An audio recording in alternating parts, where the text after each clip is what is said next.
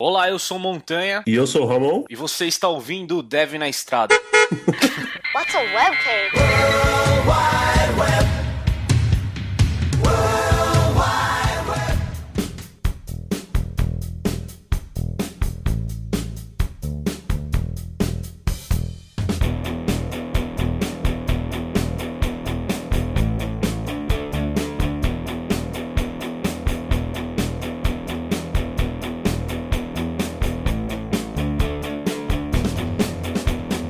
Sejam bem-vindos a mais um Dev na Estrada. Eu sou o Montanha e tô aqui com o Ramon.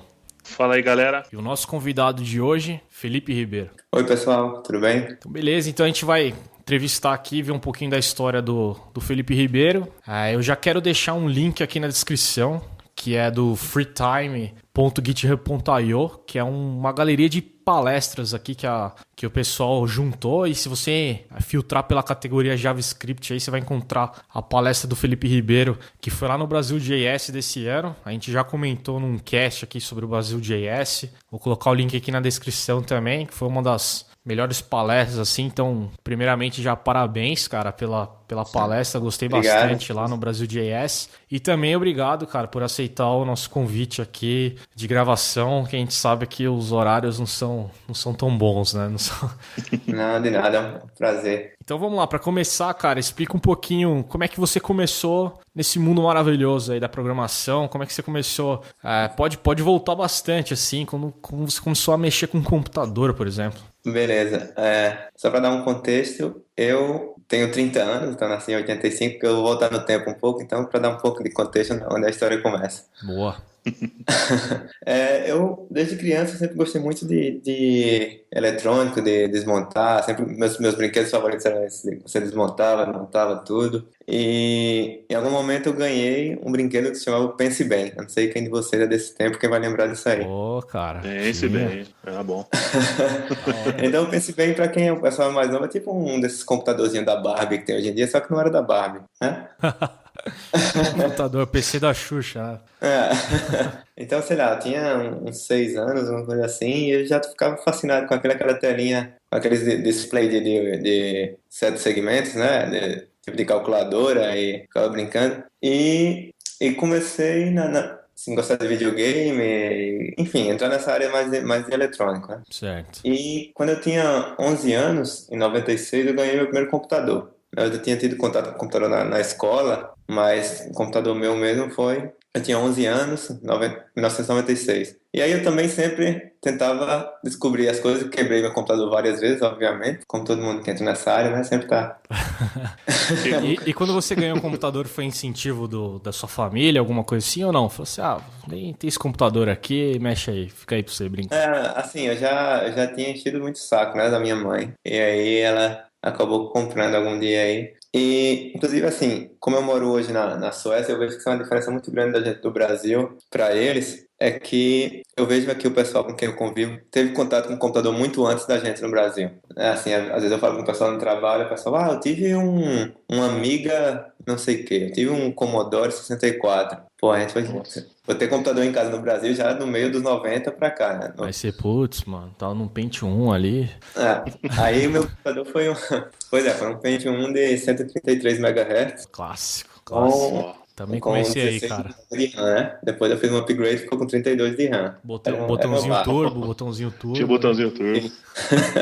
Isso. Então, assim, sempre muito curioso, sempre mexendo. E aí chegou a internet, comecei a usar a internet voltando em 97. E também muita curiosidade, né? A internet naquela época também estava engatinhando, principalmente pra gente no Brasil, tinha muita curiosidade. Comecei a entrar no IRC, né? O velho Mirk, aí acho que muita gente foi o primeiro contato com chat, essas coisas na internet. E ao entrar a fazer parte dessa comunidade de IRC, comecei a me envolver com programação. Assim, inicialmente para fazer a página web do canal da cidade, coisas assim. Então, que tipo de programação você começou a ver? Que linguagens? Cara, as primeiras coisas não eram nem programação, no sentido real da palavra, não era HTML. Então você começou já com web também. Já com web. Legal. Na época, sei lá, tinha o Netscape ainda, né? Então tinha o editorzinho da HTML, Netscape Composer. E aí Front Page, Hot Dog, umas coisas assim bem no princípio da web dev mesmo. Boa. E aí fazendo paginazinha para o site do canal da cidade e tal, comecei a me envolver mais com isso. E aí ainda estava no colégio, mas aí comecei também a tentar novas coisas, sei lá, quebrei o computador várias vezes para instalar um Linux. Olha, o cara já manjou um Linux ali, hein? Por volta de, sei lá, 99, 2000, eu comecei a usar Linux, por curiosidade também. E eu acho que o Linux é muito legal para você entender como computadores funcionam, né? Porque a forma como o Unix simplifica as coisas, se você tem acesso a funcionalidades mais básicas do computador, acho que ajuda muito no entendimento. E uma coisa legal, cara, é que você tá falando aí de que época, mais ou menos? Que 99, 2000 eu comecei a usar Linux. Então, e o Linux naquela época não é o Linux que a gente conhece hoje, ali o Ubuntu, que você Ubuntu instala da mamãe, ali, né? o Ubuntu da mamãe, tal, era mais hardcore, né? Era Slackware, o Red Hat era aberto na época, gratuito. Pra mim, o Linux brasileiro, nessa né, que era o época era tipo Conectiva. um monstro, cara. Era tipo, meu Deus, o que é isso? Não tinha nem ideia. Quem fala hoje, pega o Linux assim, vê o Ubuntu da mamãe ali e fala, Linux, mano, de boa, apt-get, que install qualquer coisa e tamo dentro. Mais ou menos nessa época eu comecei a programar em PHP, né? Comecei a fazer uma parte mais dinâmica das páginas que eu estava desenvolvendo. Olha aí, Ramon. Então, PHP já bateu meu coração mais forte aqui. Ramon é o programador PHP, cara. pois é, então, assim, eu trabalhei por muito tempo com PHP, então, assim, eu terminei o colégio em 2002, já estava programando PHP, aí fiz vestibular para Ciência da Computação na Universidade Federal de Campina Grande, que é a cidade onde eu sou, na Paraíba. Boa. Aí passei no vestibular e aí entrei de cabeça mesmo em programação, né? E quando eu era criança, eu era um aluno muito bom, assim, participava de, sei lá, Olimpíada Brasileira de Matemática, essas coisas. Mas aí quando eu cheguei na faculdade, eu já não prestava mais muita atenção pra essa área de matemática, a parte mais teórica, não. Então, Primeiro assim, ano de faculdade, né? Uma cervejada. Tudo mais ou menos. Tudo ali, a galera. Meu professor de faculdade, cara, não sei se eu já contei isso aqui. Eu tinha um professor de faculdade que o primeiro ano, ele quando ele queria chamar a atenção da turma, ele levantava as mãos, balançava e gritava assim: tequila, tequila, cerveja. Aí a galera parava e prestava atenção nele, mano. É engraçado pra caralho. pois é, a mentalidade é outra, né? E aí, tipo, como eu tinha o curso de computação, claro, varia muito de universidade para outra, mas na minha universidade, no primeiro semestre, já tinha coisas mais práticas, assim, de você escrever código mesmo. Então, eu me focava muito nessa parte prática e deixava as teóricas de lado. Isso fez com que eu demorasse mais para me formar do que o tempo normal. Mas aí você falou que você começou a programar em PHP, certo? Isso. Você chegou a ter um trabalho, você fazia uns freela em casa, fazia o site sei lá, da cidade. Como é que foi isso? Você entrou na faculdade, você continuou trabalhando? Foi a que fez aquela, estudo de noite, trabalho o dia inteiro? Como é que foi? Então, eu fazia freela em casa, certo? Então, assim, como eu estudava na Universidade Federal, não tinha essa opção de estudar de noite, era tempo integral durante o dia, Tá. mas aí eu tentava conciliar as coisas, e eu tive uns trabalhos meio diferentes quando eu estava na faculdade, assim. Uma das coisas que me abriu muitas portas nesse mundo da programação, claro, é que desde criança eu fiz curso de inglês, certo? Então, é uma coisa que é bem importante nessa área, né? Assim, com 8 anos de idade comecei a estudar inglês, meus pais me colocaram no curso. Vou chorar aqui. Então, quando eu entrei na faculdade, meu primeiro trabalho foi, na verdade, como professor de inglês no curso de inglês. Caramba, aí sim, mano. Legal. Caramba. Então, assim, isso foi... Então, eu cursava computação, mas eu dava aula no curso de inglês, tinha uma graninha para comprar minhas placas, minhas coisas, meus livros. E aí, estava fazendo computação, em algum momento eu continuava com meus filhos, mas aí eu parei porque eu consegui uma bolsa na universidade, uma bolsa de pesquisa, mas era com desenvolvimento mesmo. Então, assim, eu larguei meu emprego de professor de inglês e fui me dedicar full time ao que realmente me interessava, né?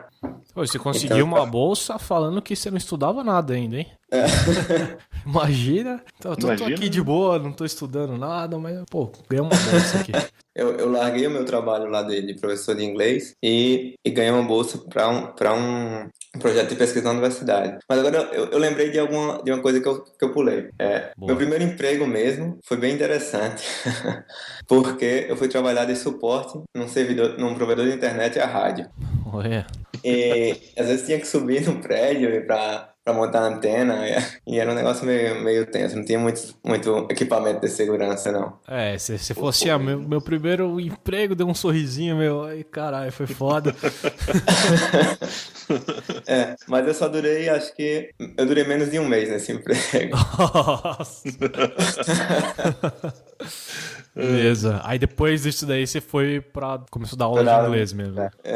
O motivo que eu não durei nesse emprego foi que eu era novo na empresa, aí os caras chegaram e fizeram, a gente vai fazer um rodízio aqui pra fazer uma limpeza no escritório, toda semana alguém tem que varrer tudo, limpar tudo, e você é o primeiro. Nossa, mano, que é isso? Merda, Vocês falando sacaneado. sério? Eu pensei que era brincadeira. Eles não gostaram da minha reação quando eu perguntei se eles estavam falando sério.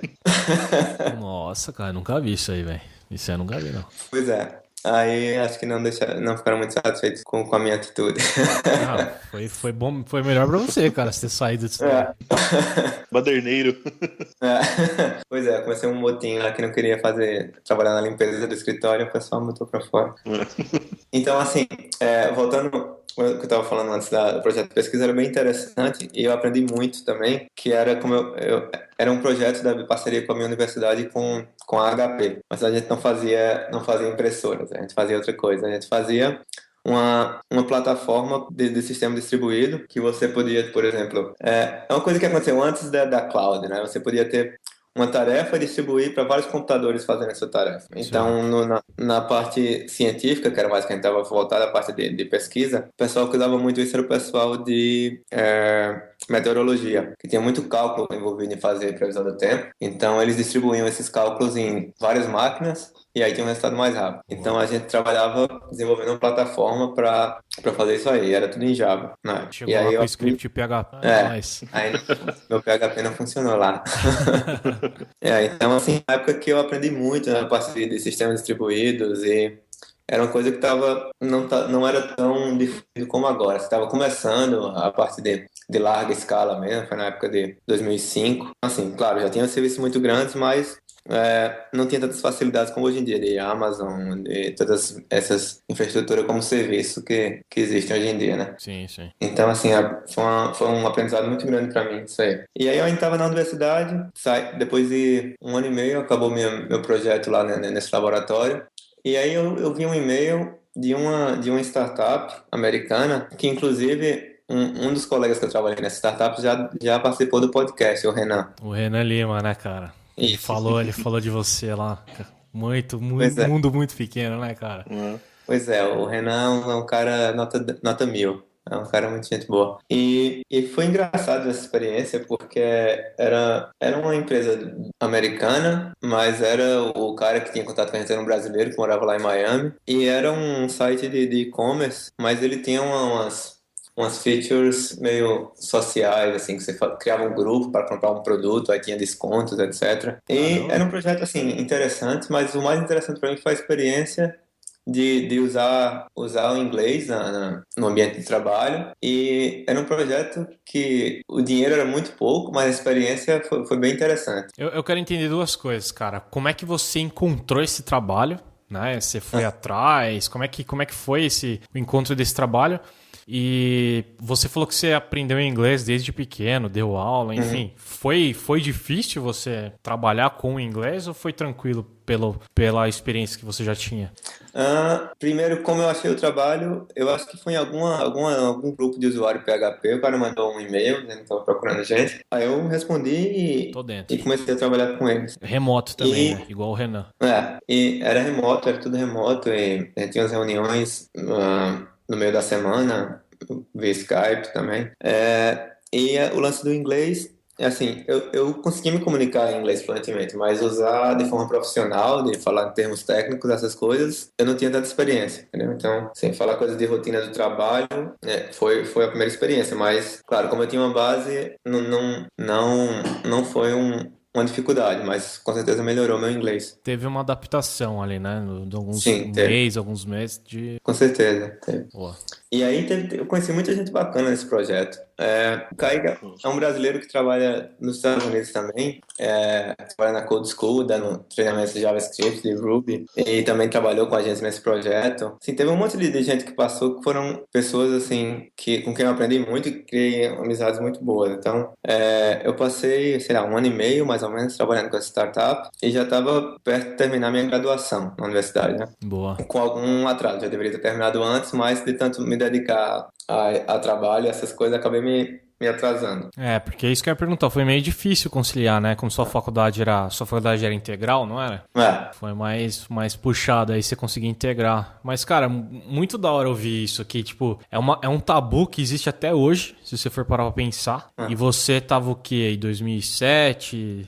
Por aí, 2007, 2008. 2007, 2008 já tava, tô estudando aqui, terminando minha facul, trabalhando remoto pra empresa internacional e vambora, cara. Isso é animal, cara, saber disso. E nesse período eu me envolvi muito em esses grupos de usuário, né, de programadores PHP, na época era o que eu trabalhava mais, e dei palestra PHP Conference no Fizzly, em outros eventos aí no Brasil. Olha aí. E isso também abriu muitas portas. Quando eu estava perto de terminar minha faculdade, aí já era 2009, eu fui contactado por uma empresa da Espanha. Boa. E isso era, sei lá, acho que era no mês Barcelona, de Madrid, no caso era Madrid. Isso era o mês de setembro, mais ou menos, eu ia terminar a facul em dezembro. Então eu já estava procurando alguma coisa e isso aí caiu no meu colo.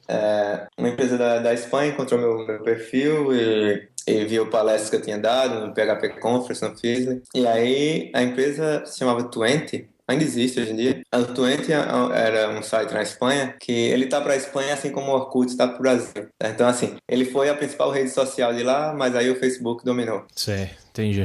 Então, eles tinham uma infraestrutura muito legal, assim, lidava com uma escala muito grande.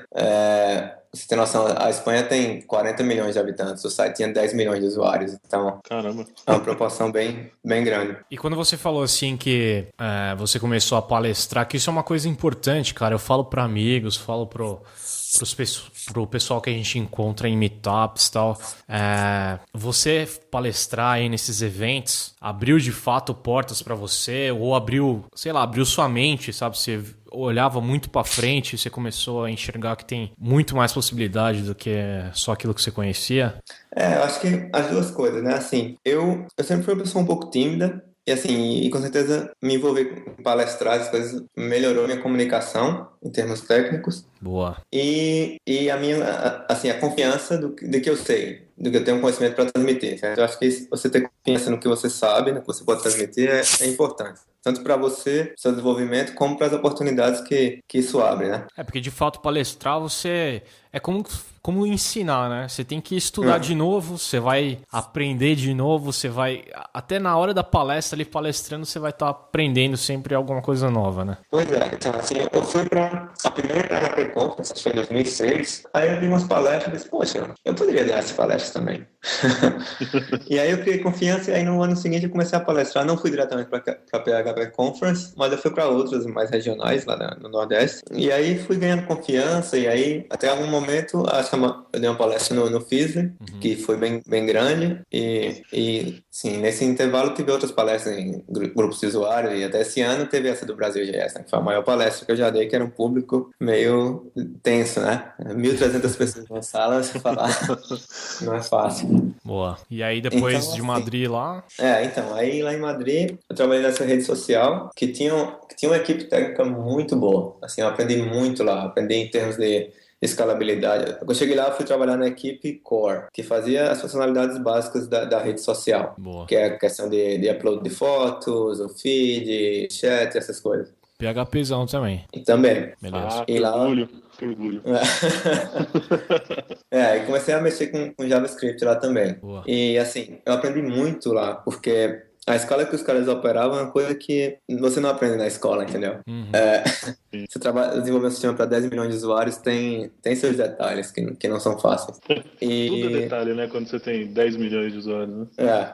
E assim, eles tinham um padrão técnico lá do pessoal que hoje em dia tem ex-funcionário do Twenty em todas as principais empresas do mundo. Tem esse colega meu de lá que está no Google, no Facebook, no Twitter, lá no Spotify tem uns 8 que saíram do Twenty. Tem todas as empresas grandes hoje em dia tem alguém no Twenty. Eles conseguiram montar uma equipe que era muito boa e assim, o aprendizado que eu tive lá foi enorme. Legal. E aí a empresa foi comprada pela Telefônica, que é uma das maiores empresas de telefonia do mundo, né? E a Telefônica queria basicamente, como esse site é um site jovem, e a Telefônica tem uma marca muito forte entre empresas e planos corporativos, queriam atingir um público-alvo diferente. Então eles queriam integrar uma operadora de celular com a rede social. E aí eu trabalhei nesse projeto também, que aí, por exemplo, eles tinham uns serviços, tipo, você podia ligar para seus amigos na rede social de graça, tinha umas coisas assim.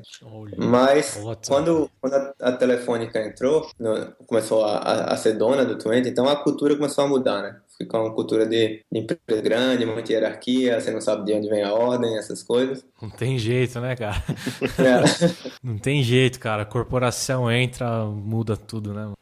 Aí eu vi que era hora de ir embora. Isso aí foi... Eu cheguei no Twenty em maio de 2010 e aí no finalzinho de 2011 eu tava saindo. Então eu passei 1 ano e meio lá. Boa. E aí quando eu tava saindo lá, eu fiz entrevista em algumas empresas, recebi algumas ofertas, mas nada que fosse realmente interessante. E aí apareceu o Spotify. O Spotify eu já conhecia quando eu fui morar na Espanha, né? A gente não tinha no Brasil ainda. Mas aí eu conheci lá, falei com o pessoal e apareceu a oportunidade de ir pro Spotify. Caramba, isso em 2012.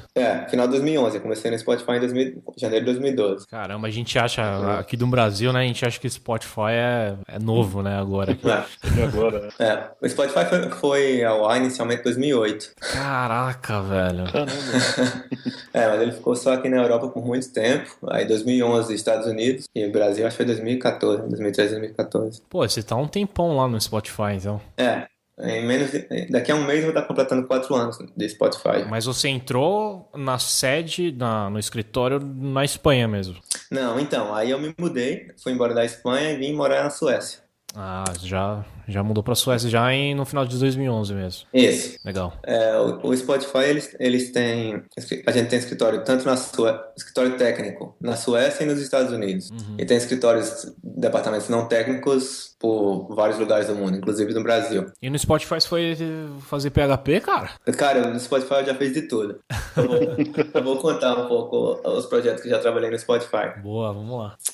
Eu cheguei, 4 anos atrás, e eu passei por, acho que umas 4 ou 5 equipes. Ué, e você sabe falar português ainda, cara? Faz 8 anos aí, sei lá, que você... Pois vai fazer 6 anos que eu tô fora, às vezes enrola. Às vezes tem alguma palavrinha assim que não sai, assim, tem termo técnico que eu nunca falei em português, então assim, se eu tiver que falar em português, eu não sei. E antes de você entrar no Spotify mesmo, você chegou a morar no Brasil de novo, no meio desse tempo? Assim, eu tive que ir pro Brasil para cuidar de questão de visto, então, sei lá, passei 3 meses de intervalo entre Espanha e Suécia no Brasil. E aí, como é que foi, cara? Como é que foi esse sentimento aí? De boa? Foi estranho, né, cara? Assim, foi de boa, mas é estranho. Depois que você sai... Tipo, eu morava com meus pais no Brasil, certo? Então, assim, eu saí pra morar na Espanha, fui morar sozinho. Sim. E aí, quando você volta pra casa dos seus pais, não é mais sua casa, né? Não, é diferente, cara.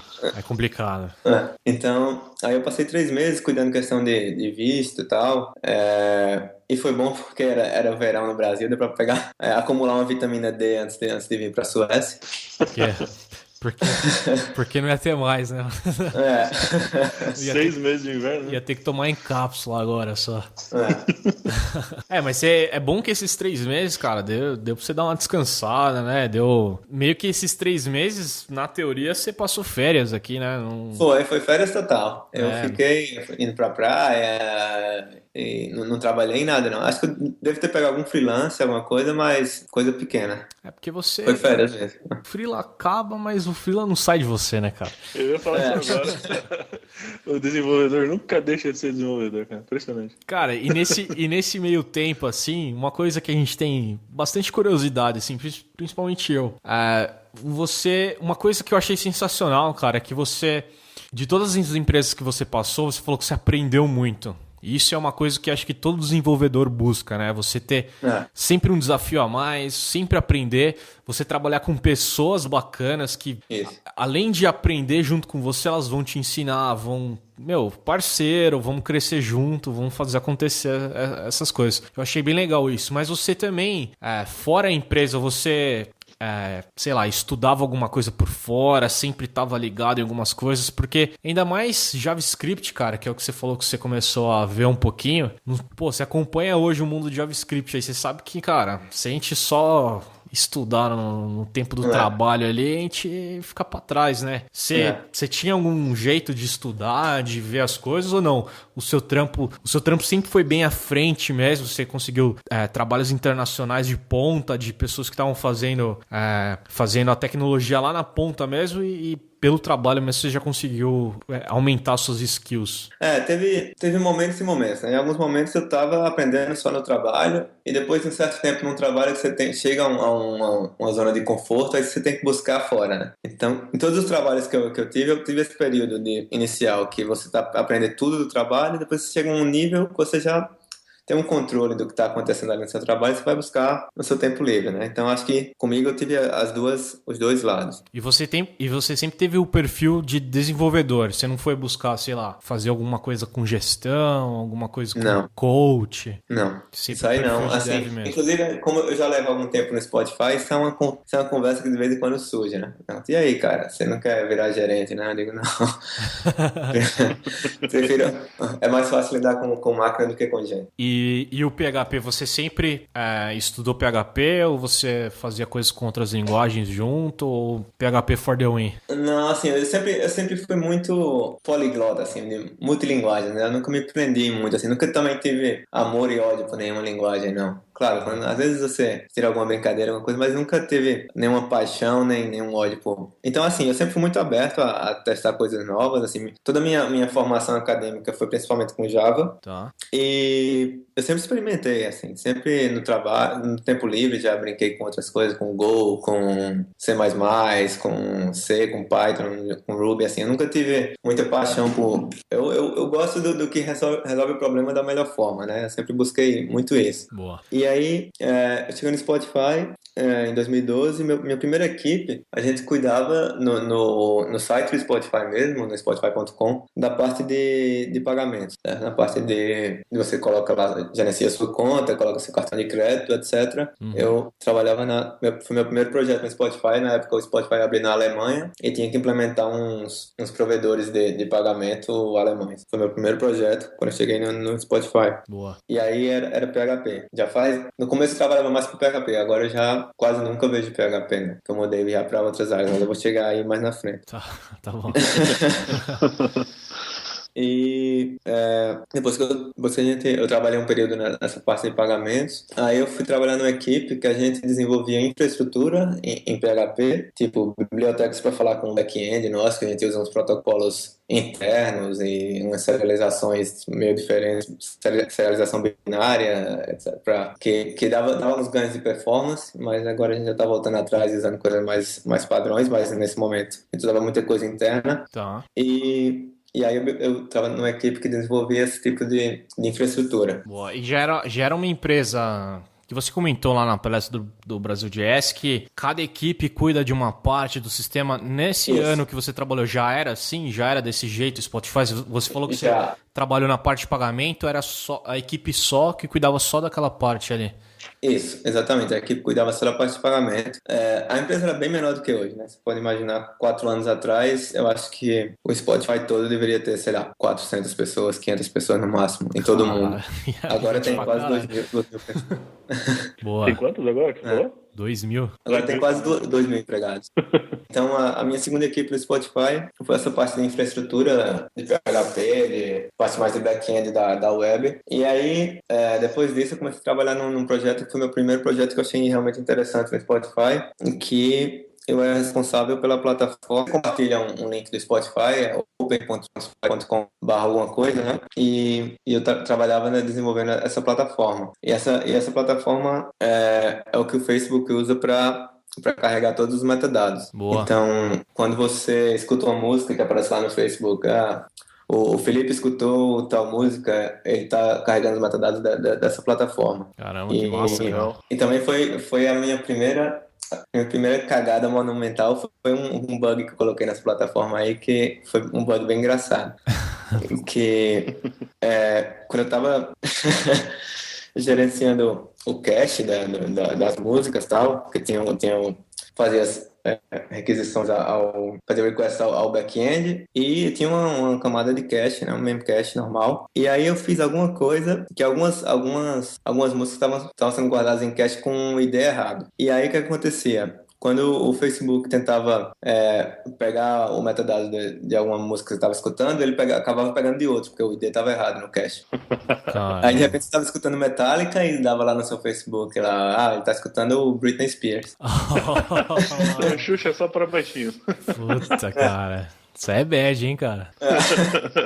Aí o pessoal reportando, eu acho que minha conta foi hackeada, não sei o que, mandava Twitter. Hotfix na hora, né, ali. Na hora, você sabe a introdução lá, aqui, ó, corrigiu. Era um corner case lá, que às vezes guardava as coisas com ideia errada, enfim. A primeira vez que eu fiz uma cagada que foi épica, assim. Mas você aprende, né? Boa. Então, assim, esse foi um projeto que eu passei, acho que mais ou menos um ano trabalhando nele, no Spotify, essa plataforma de compartilhar links de conteúdo. E aí, depois disso, eu entrei na equipe do Spotify que cuidava do Web Player. Tá. Legal. E o Web Player, assim, quando eu cheguei já não tinha sido lançado ainda, mas já estava bem encaminhado. Então, assim, eu não participei tanto da parte arquitetural dele. Estava mais botando para funcionar o que faltava para lançar mesmo. Mas você falou que o Web Player não existia ainda, então qual que era o principal produto deles? Já era um app mobile Desktop. ou era desktop? Desktop. Boa. Porque nesse momento o Spotify ele usava peer-to-peer para facilitar, para melhorar a velocidade, né? E aí o web não tinha essa funcionalidade. E também streaming estava começando, então muita gente ainda tinha MP3 locais e queria usar no mesmo ambiente. Então o teu cliente instalado permite que você coloque seus MP3 locais numa playlist, né? E no web player não permitia isso. Sim. Então não tinha web player na época, e aí eu entrei na equipe que trabalhava no web player. E aí foi quando eu entrei mais na parte de JavaScript, mais hardcore. Aí foi JavaScript Roots, mano. Então, assim, no web player tem um pouquinho de PHP, mas é muito pouco mesmo. É só a parte mais de gerenciar login e tal. Depois se ele dá um token para o JavaScript fala com o mesmo back-end que o cliente desktop fala. Boa. Pô, que legal. E aí? O back-end de clientes desktop era C++. Assim, o container nativo, né? O que você tem no seu computador é C++. Né? Mas aí, o que está nos nossos servidores, aí a maioria das coisas é Java. É uma arquitetura de microserviços, né? Então, assim, tem um serviço só de playlist, só de autenticação, cada um é um serviço, a maioria das coisas está em Java. Boa. O Spotify teve uma época que usava mais Python, mas o Java tem a melhor performance quando a coisa que envolve mais CPU. Quando é uma coisa que envolve mais I/O, né, mais acesso a banco de dados, acesso à rede, então o Python resolve, porque o gargalo não vai ser CPU. Mas quando é uma coisa que requer mais CPU, então o Java tem uma melhor performance. Caramba. Saquei. Boa. Então acho que hoje em dia quase todos os serviços back-end do Spotify são em Java. Aí eu passei esse período no Web Player, e aí tinha umas coisas que eu não concordava muito na arquitetura, tinha umas coisas que eu achava que podiam ser feitas melhor, de melhor forma, e aí tava no projeto para refazer o cliente desktop, com todo baseado em web. Boa. E aí perguntaram se eu queria ir para essa equipe e poder colocar minhas ideias em prática, que eu não tive oportunidade no Web Player. Legal. E aí eu fui para essa equipe desde do primeiro dia que ela foi criada, que é o cliente desktop que todo mundo usa hoje em dia. A gente trabalhou nele. E falando em JavaScript, assim, o que vocês estavam usando lá no Web Player e depois no desktop? Em termos de bibliotecas, essas coisas? Biblioteca, metodologia. Em termos de bibliotecas, o Web Player ele é bem vanilla. Assim, com a ideia da autonomia das equipes, e cada view é mais ou menos um iframe, então, assim, as equipes têm mais liberdade para usar o que quiserem, certo? Mas o eu trabalhava na parte do container mesmo, então assim, eu não trabalhava em nenhuma feature específica. Entendi. E aí era vanilla mesmo. A gente não usava nenhum framework, né? Boa. Roots, hein? Caramba. Não é. É. Deve ter gente achando que Vanilla é um framework ainda. Procura lá, VanillaJS. VanillaJS.com aí, né? Pra quem... Aí eu entrei na equipe do cliente desktop, que é o que atualmente eu ainda trabalho. Eu mudei um pouco o foco dentro da minha equipe, mas fui para a equipe do cliente desktop e a gente escreveu esse cliente quase todo, não vou dizer todo do zero, porque eu tinha um cliente nativo antigamente que a gente reaproveitou algumas coisas do código C++, mas aí toda a interface hoje em dia, como eu apresentei na palestra lá, é web. E esse foi basicamente meu último projeto. O que eu estou trabalhando agora ainda é dentro do cliente desktop, mas é um foco um pouco diferente, que eu não estou mais trabalhando com features para o usuário final. Estou trabalhando mais na parte de plataforma, na parte core, na parte de Developer Productivity, né? Produtividade de desenvolvedores. Então, a parte de melhorar o processo de build, na parte de ter as bibliotecas que o pessoal precisa para fazer certas coisas no cliente. Então, a parte mais escondida que o usuário não vê, mas que tem um impacto grande, porque tem mais de 30 desenvolvedores que trabalham no cliente desktop, que são os clientes do que eu faço hoje em dia.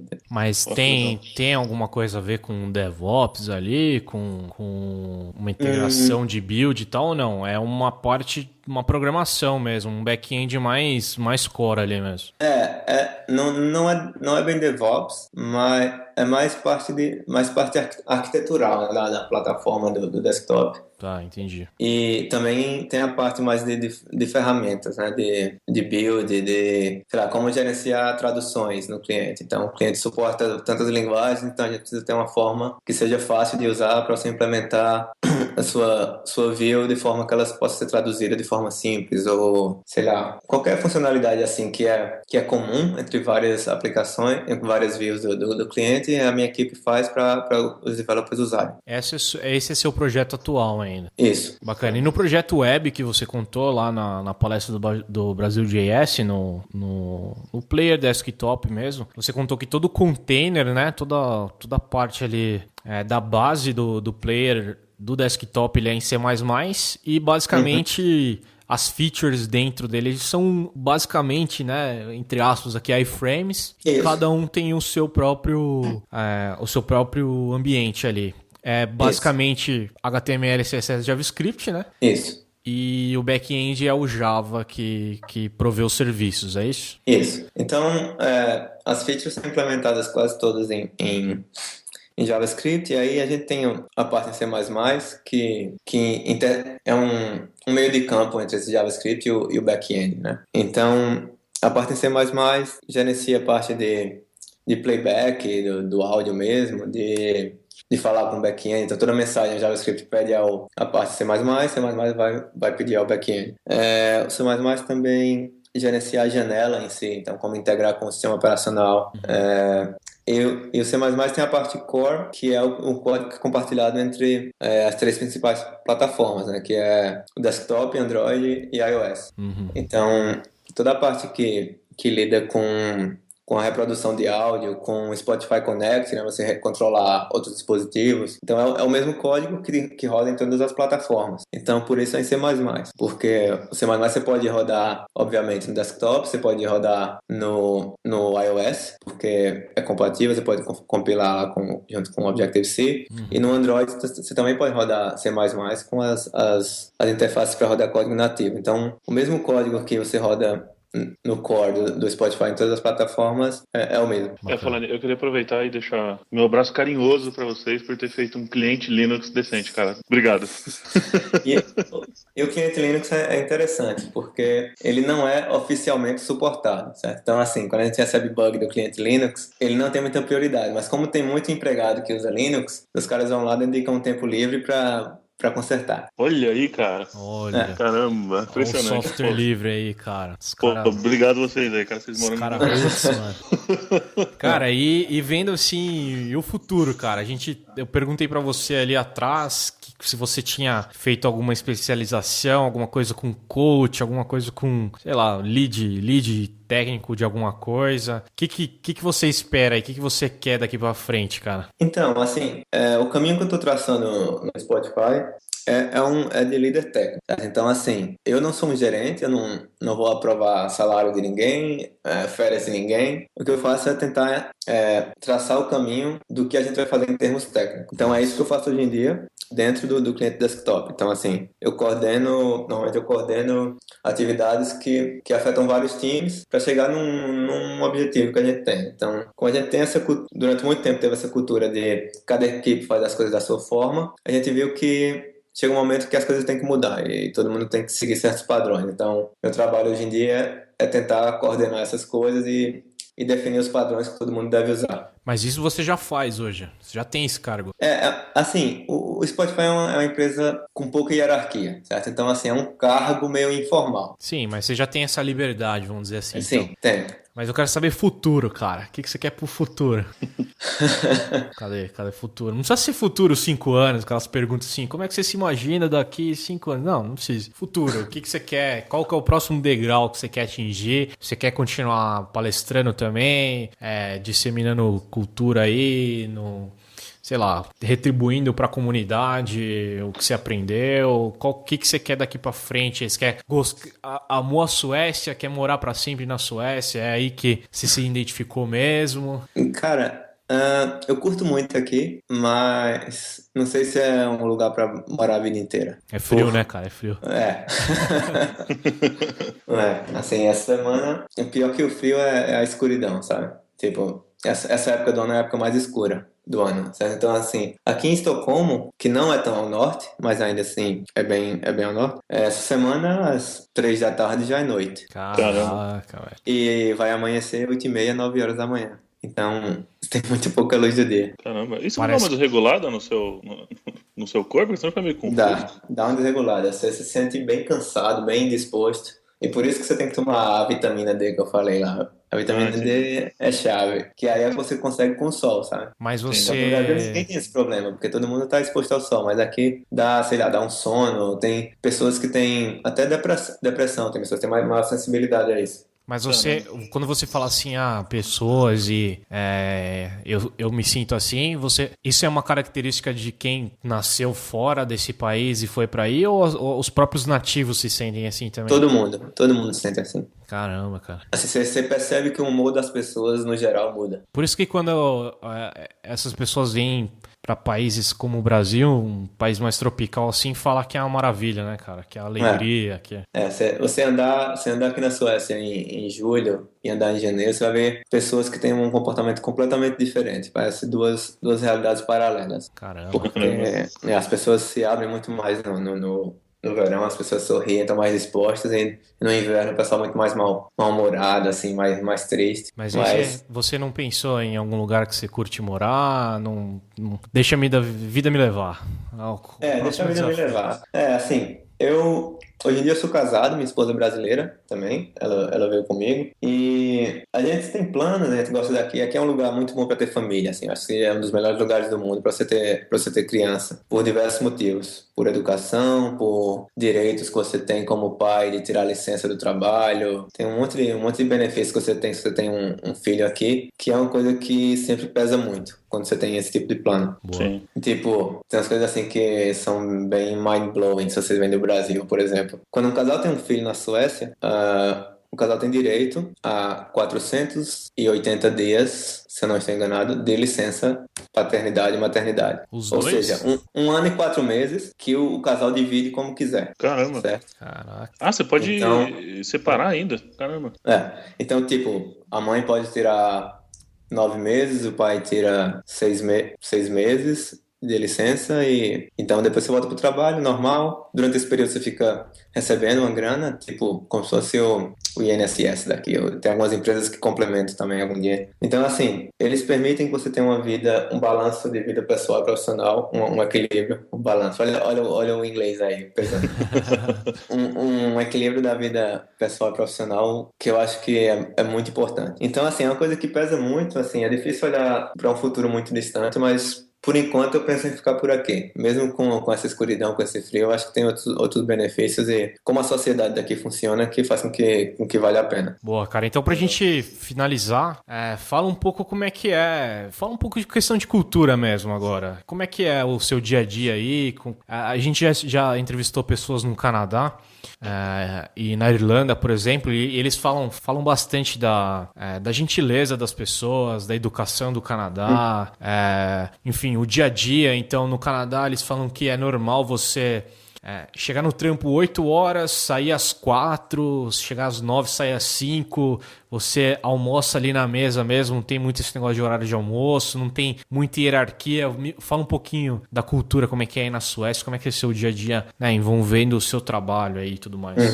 Aqui, a cultura da Suécia, as pessoas são extremamente educadas tanto no sentido de educação escolar, como de ser gentis, sabe? Então, assim, pessoas falam vários idiomas. Eu não falo sueco fluente, moro aqui há 4 anos e me viro completamente bem com inglês. O motorista do ônibus sabe falar inglês, o encanador que vem na minha casa sabe falar inglês, o caixa do supermercado sabe falar inglês. Caramba. Então, assim, até as pessoas que você espera um menor nível de educação sabem falar inglês. E Tapa na minha cara agora. E, assim, são pessoas muito tímidas, né? Então, assim, é difícil você fazer amigos aqui. Assim, a maioria dos meus amigos são estrangeiros. São bem reservados. Eles são bem reservados. Assim, é difícil entrar num ciclo de amigos. Mas são pessoas que, se você precisa de ajuda, eles vão lhe ajudar, entendeu? Mas eles não são muito de tomar a iniciativa, de tentar lhe acolher. Isso aqui. Que mais? Questão de trampo, assim, é correria ou tem um horário certo, é bem tranquilo, não é tudo pra ontem? Como é que é a questão cultural de trampo? E fala do Spotify, né, que é o que você tem experiência aí. Em questão de trabalho, aqui é bem engraçado, porque a cultura sueca é de pouca hierarquia, certo? Assim, é um país, até pela própria história política, tudo, é um país de passado mais socialista. Certo. E presente socialista também, que é um país onde existe pouca hierarquia, tudo é discutido, tudo tenta buscar um consenso antes de tomar uma decisão. Então, dificilmente você vai ter um chefe que chega ali e diz, tem que fazer assim porque eu tô dizendo. Entendi. Entendeu? Então, assim, tudo é discutido, todo mundo tem a oportunidade de falar e dizer o que pensa. E aí, claro, às vezes isso atrasa as coisas também. Porque às vezes você toma uma decisão rápida, mas nessa busca do consenso as coisas tendem a se prolongar. Ai, tem um lado negativo aí, né? Então tem os dois lados. As pessoas trabalham, normalmente o horário típico de trabalho é 9 às 5. Mas empresas de tecnologia como o Spotify normalmente tem um horário bem mais flexível, né? Então às vezes tem gente que chega mais tarde, sai mais tarde, depende. Tranquilo, não tem muita regra. Não tem muita regra. E, tipo, até se você é um cara meio workaholic, assim, que você trabalha muitas horas, o pessoal não vê com bons olhos, diferente de outras culturas. Legal. Tipo a brasileira, por exemplo. Não é? Porque, tipo, tem muitos lugares, tipo na Espanha, quando eu trabalhava, se você saísse na hora, o pessoal olhava estranho pra você. Porque mal deu a hora de ir embora, o cara já tá indo embora. Mas aqui não, aqui o pessoal preza muito pelo equilíbrio da vida pessoal. E se você tá tendo que trabalhar demais, provavelmente você não tá sendo organizado. Tá fazendo alguma coisa errada, né? Legal saber isso, cara, porque o que você falou da Espanha é exatamente aqui no Brasil, cara. Pra você ter uma ideia, eu trabalhei numa agência que o cara, eu trabalhei em São Paulo, numa agência em São Paulo, e o cara trabalhava em Jundiaí e ele ia de fretado, né? Então, já é um horário pré-determinado, o cara chega cedo pra caceta, chegava tipo 7h30 da manhã e a agência inteira chegava 10h30, 11 horas, e daí dava 5 horas, o cara tinha que ir embora. E assim, o que eu acho mais bizarro é que o cara fica mais tempo dentro da agência, porque ele chega muito cedo, só que o fato dele ir embora 5 horas, ele era zoado todos os dias, cara. E ele era o único cara que fazia ele era o único cara ele era o único cara que manjava PHP e C# ao mesmo tempo. Então os projetos que tinha de PHP caía na mão dele. E aí os caras do C#, né, Microsoft, ficavam zoando. Ei, PHP, vida fácil, tal. E o cara ia embora. Era zoado todos os dias, mano. Todos os dias. E o cara que chegasse... E assim, é o perfil padrão, cara. O cara que chegar às 11 e sair às 9, ele tá trabalhando mais, cara. Tá melhor, assim. E apesar que o perfil das pessoas que chegam às 11 cheguei às 11, vou almoçar, né? Vou voltar e tal. E aí vou começar a trabalhar. E aí ele rende ali, vai das 2, 3 até as 8, 9 horas da noite ali. E aí esse é o profissional padrão, pelo menos aqui em São Paulo, cara. Aqui isso não acontece muito. É claro que, tipo, existem períodos, né? Você tem que lançar um produto, sei lá, o pessoal tá trabalhando, tem um evento de imprensa que vai anunciar uma nova feature do Spotify. Então, claro, você vai ter que colocar umas horas extras aí. Mas não é a regra, é a exceção. Pô, legal, mas aí cara. também, se não tiver hora extra, não é TI, né? Pô, cara, então acho que é isso. Cara, obrigado mais uma vez aí por ter disponibilizado esse tempo aí, um tempo da Suécia, né? Obrigado mais uma vez, cara. Foi um prazer aqui receber você aqui no nosso podcast. Não, prazer é todo meu. Obrigado pela oportunidade. Valeu, então. Falou, gente. Valeu. Falou, gente.